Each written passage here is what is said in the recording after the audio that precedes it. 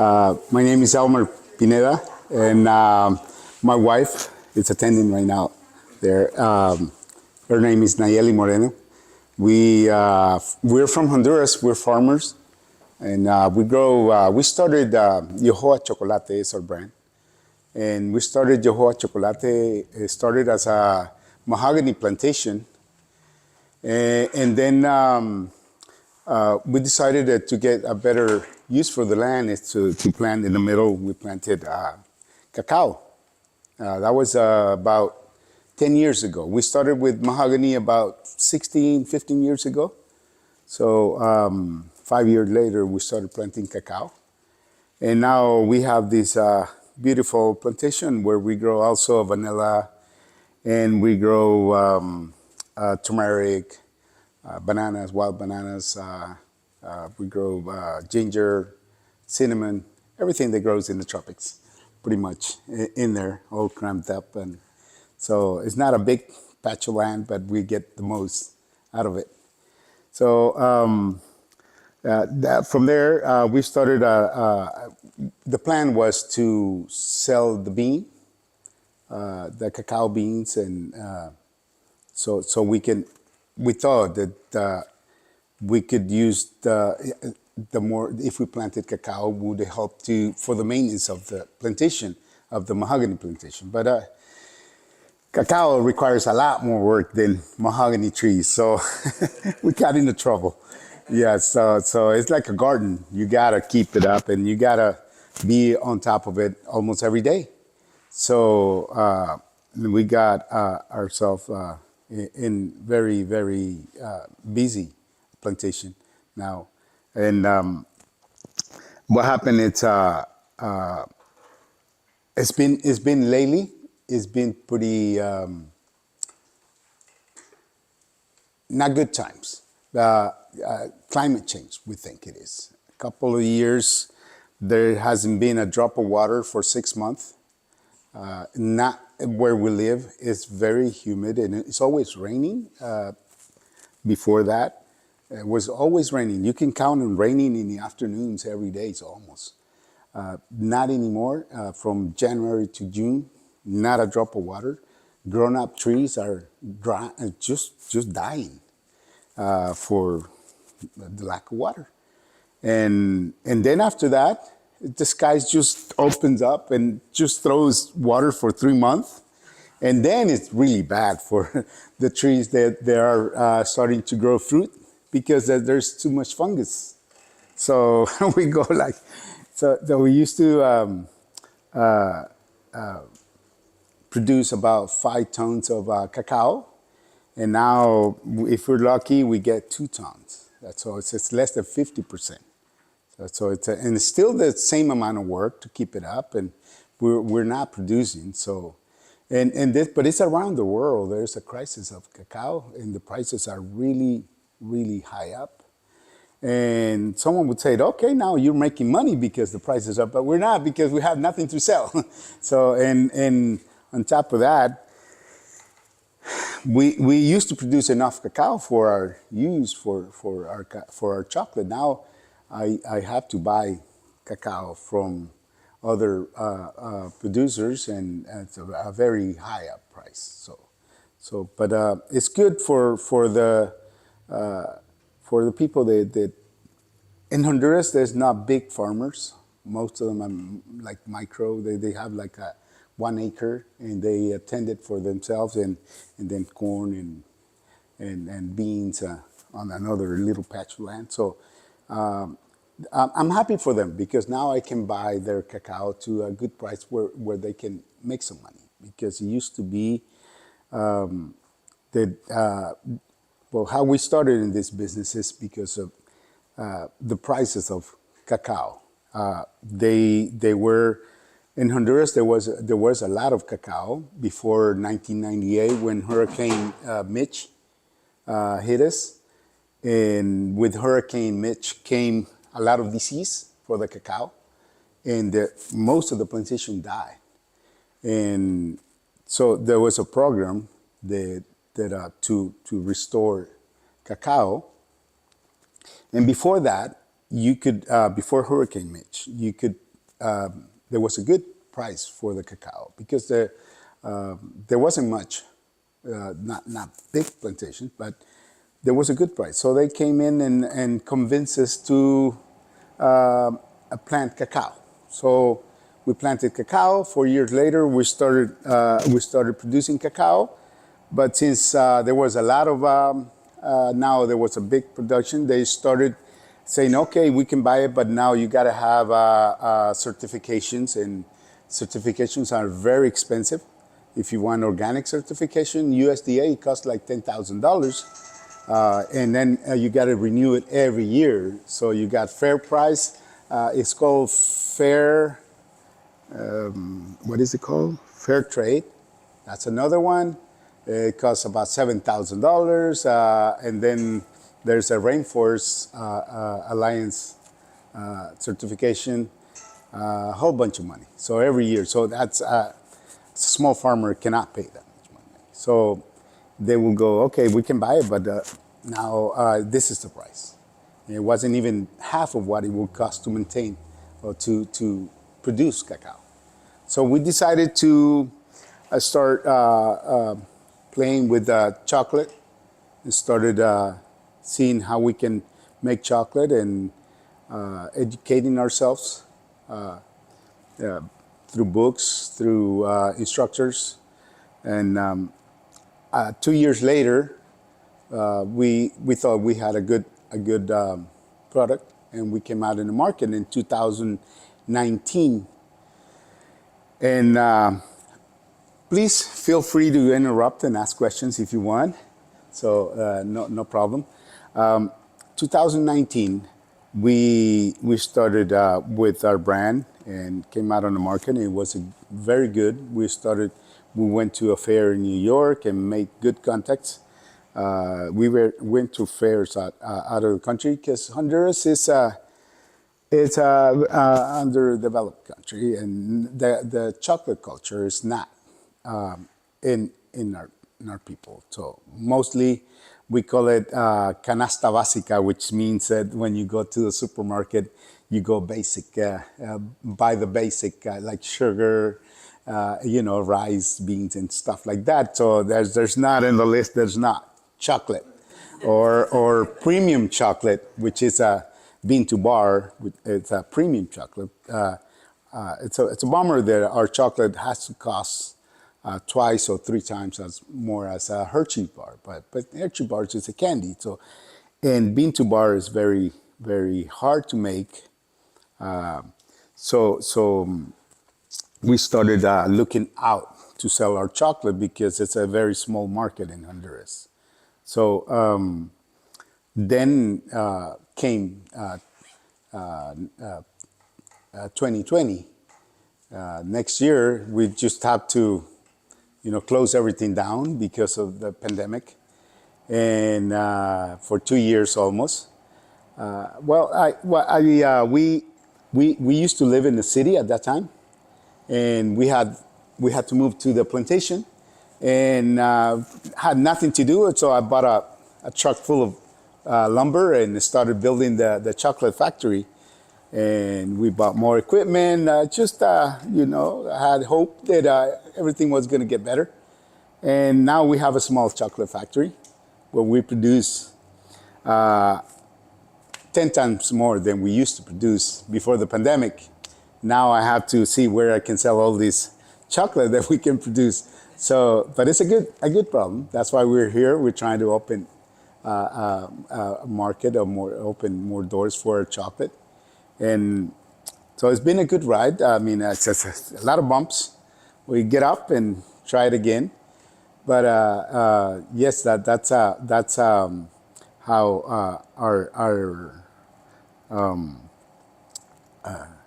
trip has been. It's a good one. We're up in the mountains of Honduras. Mostly coffee. Honduras it's a very it's a coffee producer, so it's mostly coffee. We're surrounded by this village, and where we get all our help. And since in the rural areas in Honduras, there's not much opportunity for women. So my wife makes sure that we employ mostly women. We only use men for the heavy loads.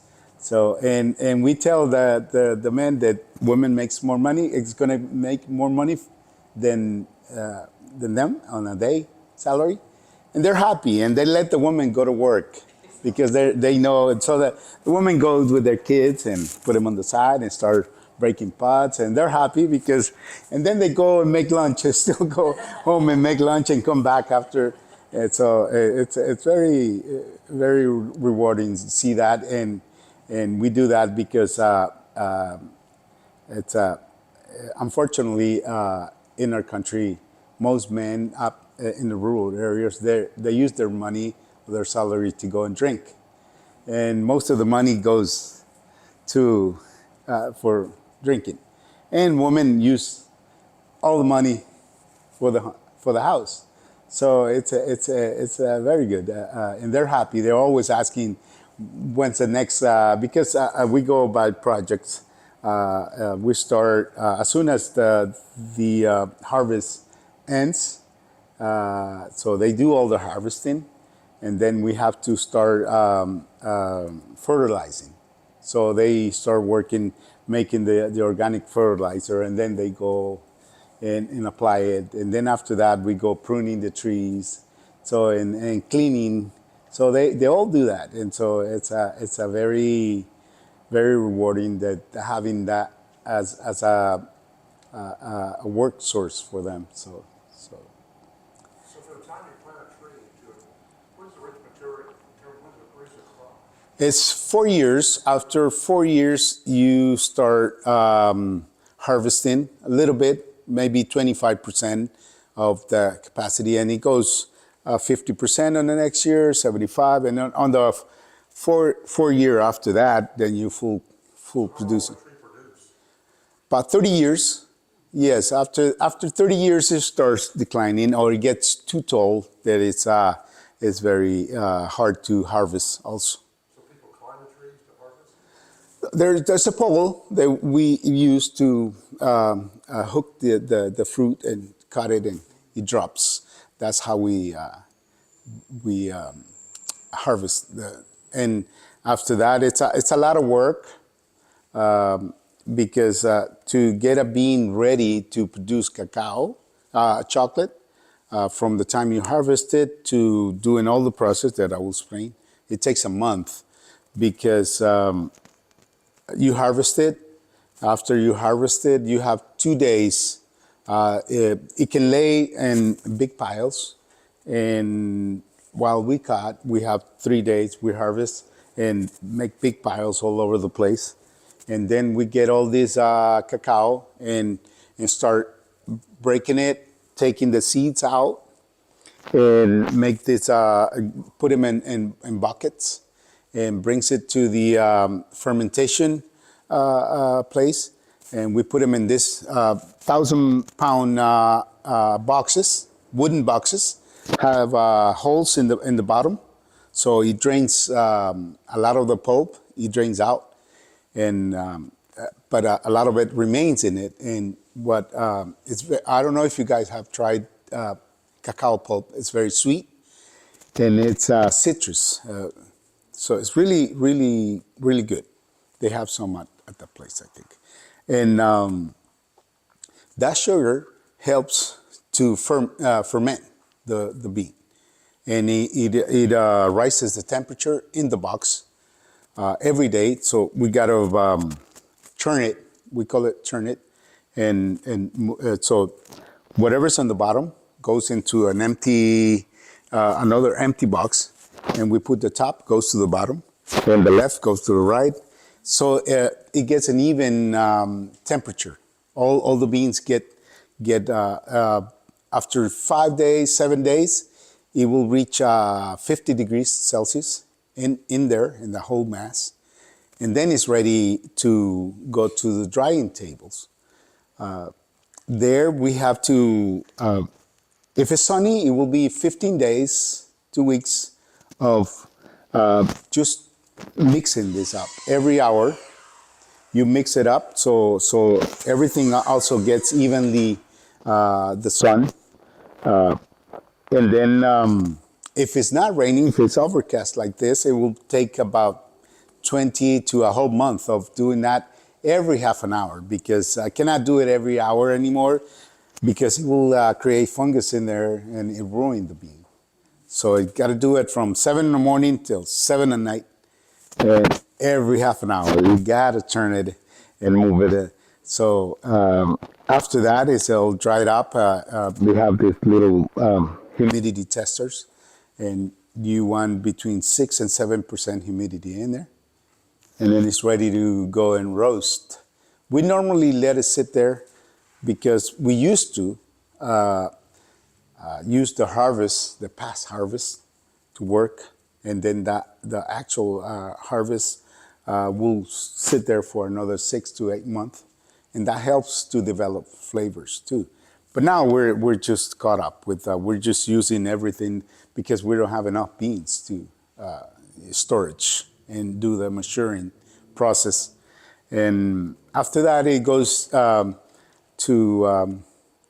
we call it a lab where we have these little mills and we grind it and taste it, just a raw bean, raw without roasting. And that will tell us, depending on the profile, because the cacao is very unique in this way because you won't produce the same bean every year. That will depend on how much rain, how much sun it was, and it will change also. There used to be two crops, two harvests every year.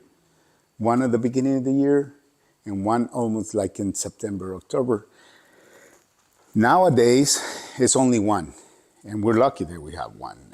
And it's very, like I told you, it's a 40%, 50%. Yes. You said that you have to buy cacao now, and you just described the process from harvest to a certain point. At what point in that does it arrive to you when you are buying it? I mean, has the local grower that supplies it to you, has he gone through that process, or do you get it right? No, and it's very, it worries me because what they're paying right now is that what New York dictates, or it's Ghana, I think in Ghana. But it's more like the commodity price in New York. And they have no idea what we go through to produce this, the cacao. So, but that's their price. And right, it used to be $3,800 a ton, metric ton. Now it reached last year. No, at the beginning of the year it was $12,000. Yes, and now it's up. I think it's $8,000 And that would be for the beans. for the beans. But it's called stock cacao because of the stock market. Bulk cacao. In Africa, they produce the biggest producer is Ivory Coast, and then another 3 African countries, and then Ecuador. In America, where the cacao is from, we cannot compete with Africa. We compete with quality. So what we produce is fermented cacao that I was explaining that process.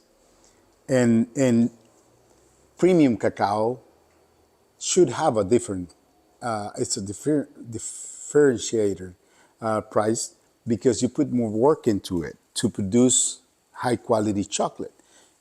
If I would make chocolate with the African cacao, it would be it's just a terrible chocolate. Bitter, very, because you need to ferment the cacao in order to have good chocolate. So I'll get to your question in a bit. That's where I'm going. Anyways, now for a farmer to make a premium bean has to do a whole month of work. Right, which you just described again. Exactly. So, the prices for premium cacao are the same. So why would you work a whole month of work if I will pay you the same as a regular cacao that you just throw? The farmer that's selling me the cacao, wet cacao, he normally will sell it as dry cacao. They just throw it on the sun where all the animals are, the dogs and all the hen and all that. And they will get paid, right now they're getting paid $8,000 a ton. And so they don't bother to ferment anymore. Right. They will, if he was to sell it, he would have to just dry it there. But it's kind of doing me a favor to sell it wet. Okay, that's what I wondered, at what stage you got it. Yes, I get it wet, so I can ferment it. Or he can just throw it on the sun, and 3 days later, he will get $8,000 a ton. So it's hard to. I'm worried because they know this now. They know this, and I would do the same. Why would I work the extra work if I'm getting a good price? Why make premium cacao? It's hard to find now, premium cacao. So that's why I buy it. Also, I buy it because of the quality I know how to ferment it and how to keep the profile for the cacao. Yes. So what market dictates the price? You were talking about New York or Ghana. Is that like a commodity market? It's a commodity market. Okay. It's a commodity, and it's actually because Africa is a cacao producer. That's how they dictate it. But they're having problems also with the climate. There's a big shortage in Brazil, and so we're all having problems, and that's why this craziness with the cacao. Yes. Any more questions? So how do you market your product? I mean, do you just like festivals like this, or how do you go about marketing any product? My wife is the one that is really good, the brainy one on this. She's always on the what do you call this? Like Facebook, on the web, and also we go on fairs like this. Not to really make money because after plane tickets, this is the best place we've ever been to because they've been giving us home. They went to pick us at the airport. So it's wonderful. We've been treated, but most other fairs we have to buy plane tickets, rent a car, hotel, food. So it's mostly just to getting our names out, and I cross our fingers that we find maybe a distributor or just open up selling points, our chocolate stores. So you do mostly through Facebook or website, not through retailers? Yeah, we do retailers, but and like in Honduras, we're pretty much covered there, but the market is pretty small.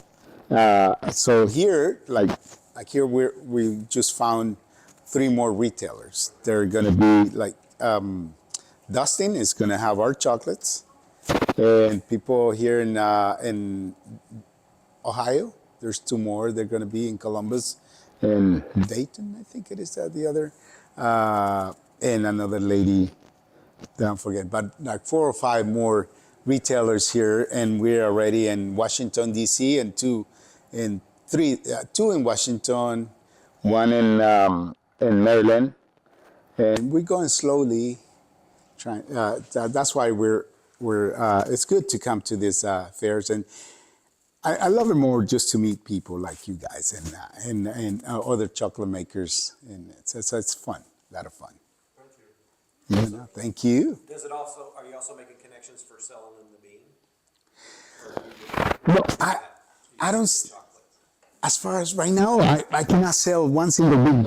I'm buying from other producers. You don't have enough to keep up with what you guys. Not enough. So Not enough. Preston doesn't make chocolate from your beans, because you are selling beans.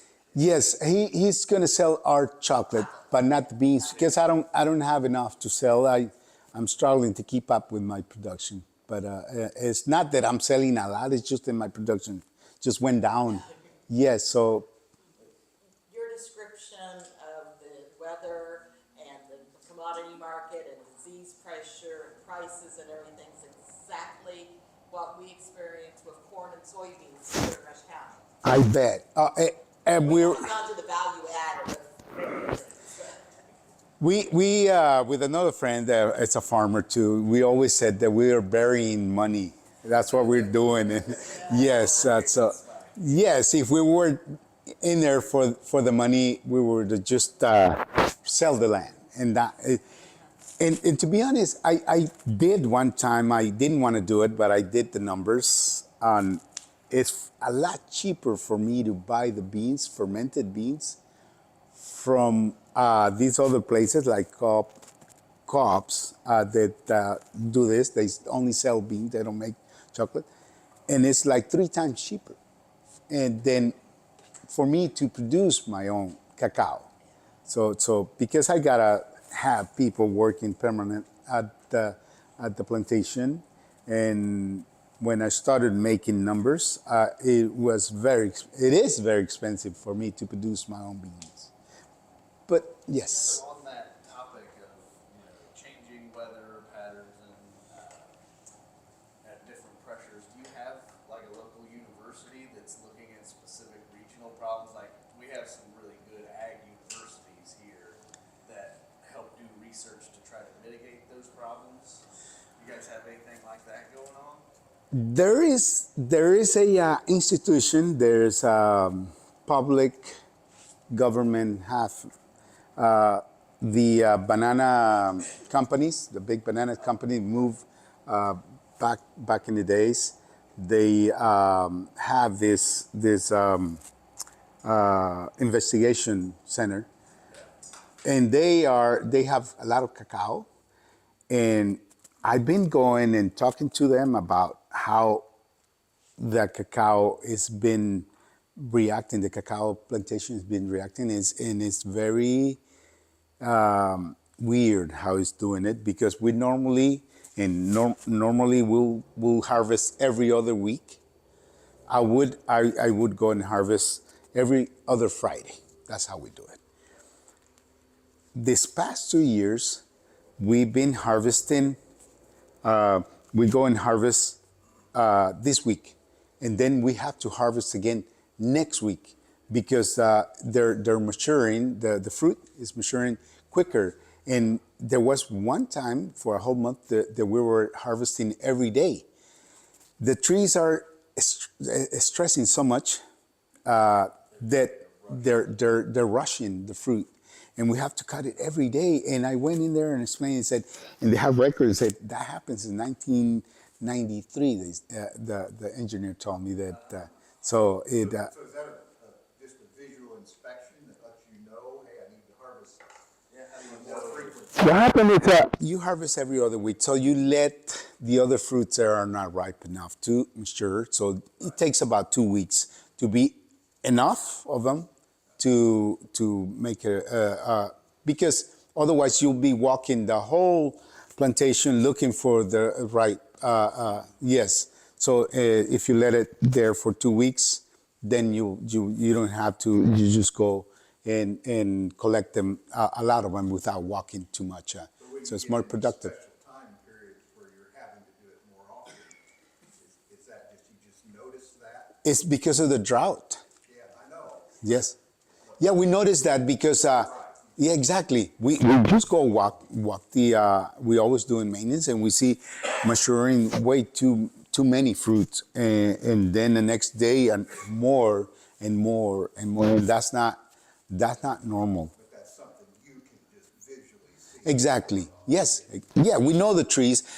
Cacao, it's you got to know the trees, what the fruits are, because some are red and yellow, some are green and they're already ripe, and some are just yellow. So you got to know which tree it's, because if you wait for that green to get yellow or so it won't happen. So yes, you had a question, right? I did. It goes kind of back into your conversation. You said 30-year-old trees quit producing. What do you do with those trees when they quit producing? Yeah, good question.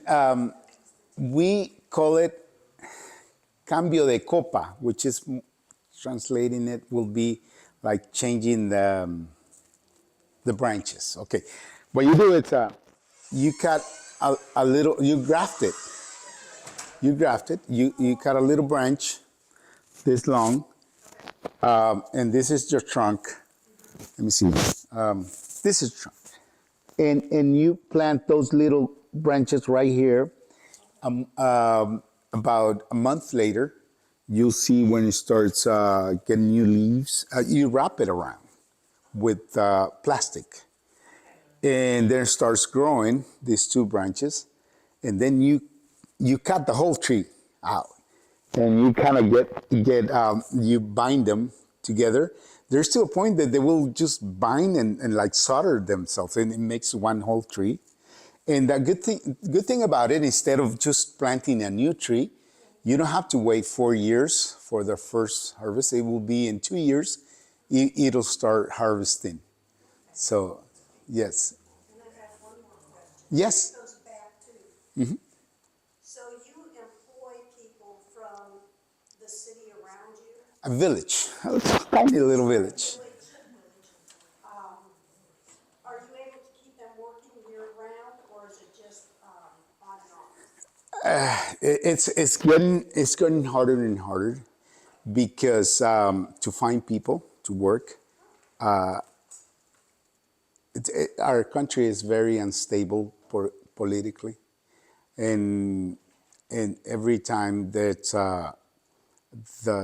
the politicians are getting it harder and harder to survive in our country. So I don't know if you guys heard that there's many people immigrating, walking all the way from Honduras by thousands, and not only Honduras, Venezuelans, Guatemalans, just tons of it. They call it caravanas, and they walk all the way to the border and wait their turn to get into the United States. And it's harder to, because young people are now looking for better opportunities, and only most of the old people and women are staying in the villages, and so we are happy that we can create jobs for them year round, but not really every day. We employ 4 or 5 people every day, but then we do 4 times a year the different process that I told you, like fertilization. We do it 4 times a year. 4 times a year we do pruning, and harvesting is only once a year now. So it used to be twice a year. Is harvesting during the dry area or the wet time, or what months? Like right now, it's pointing to be the months of March, April, May. Those 3 months we're gonna have fruit now. It used to be different. Now it's whenever the tree it's flowering. So right now we have a small fruit. It used to be this. Right now we used to harvest. Used to have a harvest, but not anymore. How many varieties do you have trees? 'Cause you said you have to know your trees, but Yes. I assume there are different varieties. That institution that I was telling you, the research center, developed 40 different ones, different clones. We probably have around 10 of them, and I'm always looking for outside them to, like I went to Mexico to get different varieties of criollos.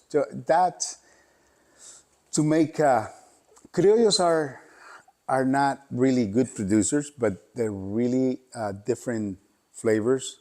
Those are the original untouched trees. Yes, exactly. And that's for flavor. So I'm always looking to plant new trees. They're more susceptible to plagues and stuff like that. But I take care of them differently and always looking out for those little trees because they're very easy to die. So the institution you've been talking about every now and then, that grew out of the banana crisis?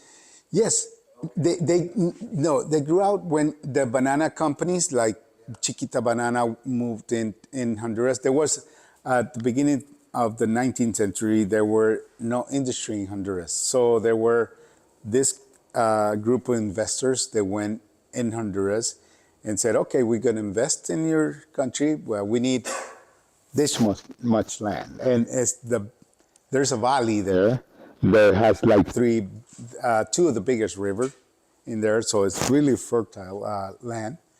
And they moved in, and they signed a contract for 100 years, and and at the end of the last century they moved out.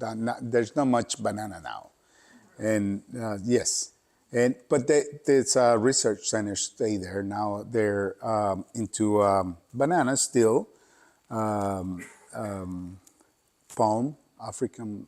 There's palm for making oil.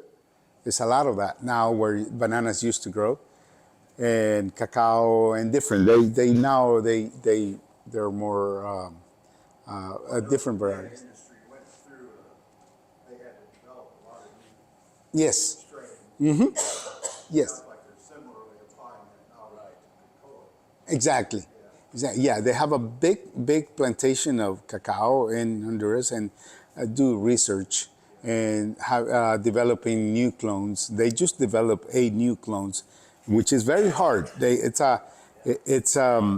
gotta do the pollination by hand and separate it. And cacao, it's very hard to do that because the flower is very tiny and it doesn't get pollinated by bees. It's pollinated by this fly. It's a small little fly, and it only flies like 3-4 meters. So you gotta plant like bananas so that attracts them, and you cannot rely on that little fly because it's only covers so much space, very small. So you gotta always prune the tree so that the sun comes in and the wind, and a lot of the wind it does the pollination, and some are auto they pollinate themselves. Depends on the clone. So that's always looking for that kind of variety too that can auto pollinate itself. Yes. Any more questions? Yeah, with this, I think we're going to finish if you don't have any more questions. Thank you. No? Thank you.